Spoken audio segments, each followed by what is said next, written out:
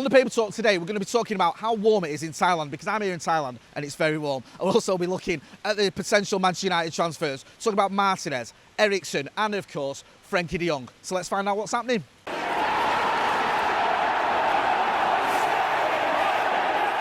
Jay here for Stretford Paddock. This is the Paper Talk. As you can see, I'm outside Old Trafford and the... Oh, hang on a minute. No, I'm not outside Old Trafford. I'm in Thailand. I'm at the hotel where Manchester United are staying, and they're soon going to be travelling to an open training session and a press conference with Eriksen, and we're going to be there. Adam McCullough's going to be there, so we're giving you all the reaction from that. But first of all, let's get into the Paper Talk. And in case you're wondering about the weather here in Thailand, it's warm. It's that sticky warm, you know what I mean? I like it warm, but it's too warm for me. We'll get into it anyway. Stories focusing around United's potential transfer signings, because at the minute, they are potential. We've not done them yet. Lisandro Martinez, there's an update on him. Mike Verwee, is that how I always get that one wrong? Forgive me. He's the Ajax expert. He's a Tier 1 Dutch journalist. He said this morning that Lisandro Martinez is demanding Ajax to negotiate with Manchester United, but Ajax do not want to negotiate with an offer of €45 million plus €5 million in bonuses. In fact, they are now asking for an offer of €60 million.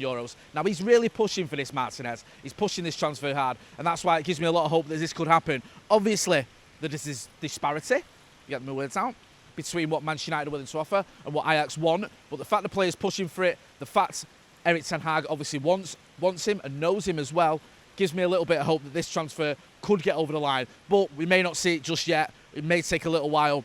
Hopefully, though, and it's, again, I'm using the word hopefully, it's doing a bit of heavy lifting, it can be done sooner rather than later, because obviously pre-season's begun, training's begun, you want to get these players in as quickly as possible so Eriksen can get them ingratiated with the squad.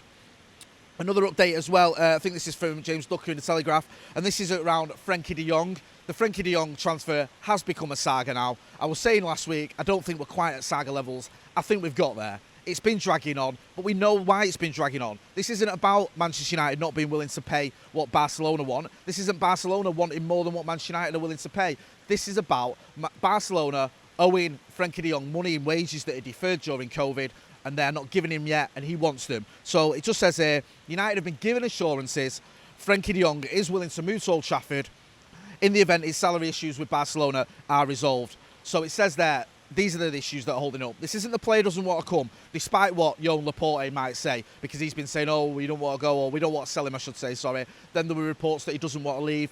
People looking into some of his interviews where he said, I'm happy at Barcelona. He's going to say that. He's a Barcelona player. He's not going to say, I hate it here, I want to go, and absolutely infuriate the Barcelona fans, especially if his deal falls through. So we get all that.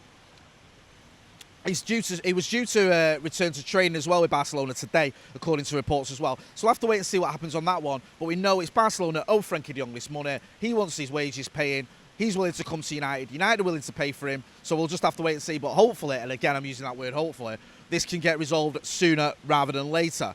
Just on the Christian Eriksen front as well, because Christian Eriksen is one that does seem almost there. Apparently, he's got to have a medical, and it's quite a stringent medical. I think the Thalassia, that's not even a word. Tyrell Malacia medical obviously took, I think it was around a day or whatever. This might take a little bit longer because it's got to be a bit more stringent because of obviously the heart problems that he had. But there's a confidence with Manchester United that this can get done, and possibly even he can join the tour in Australia. That's the next leg of the tour, Melbourne and Perth. We're going to be there, of course, and hopefully Christian Eriksen can be there. If not for that, then maybe he can be there for the game against Atletico Madrid in Norway. Again, we'll be there for that one as well. So Eriksen looks like it's almost there. Martinez looks like it could be getting there, perhaps. And de Jong as well looks like it should be getting there, if that makes any sense.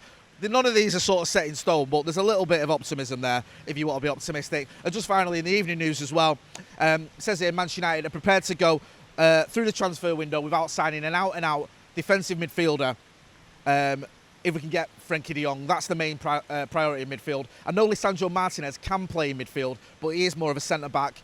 We know that we've also got Scott McTominay who can play in that role, but we haven't got an out-and-out defensive midfielder. James Garner isn't an out-and-out defensive midfielder. He's more of an 8. He can drop deep. So we don't have that player at Manchester United. And according to reports in the Manchester Evening News, it doesn't look like Eriksen is too fussed if we don't get someone like that. I know a lot of fans will disagree with that. He's just more bothered about getting Frankie de Jong over the line. Get involved in the comments, get involved in the chat, let us know what you think about those stories, about any other. Make sure as well you are liking, sharing and subscribing to the channel. We're going to be covering all of pre-season from the tour. We're going to be here, well, we are here. We're here in Thailand, we're here in Bangkok, we're going to be in Melbourne, we're going to be in Perth, we're going to be in Norway, we're going to be back at Old Trafford, of course, for the game back at Old Trafford. So make sure you're subscribing to the channel and you'll get all the latest updates, not just from the tour, of course, but we'll also give you any updates with transfers as well. We'll be live later on today from Thailand. We'll be going live at 4 o'clock English time with the Paddock podcast as always. So make sure you're checking that out. I'm Jay Motti, outside a sunny and warm Bangkok. Thanks for watching.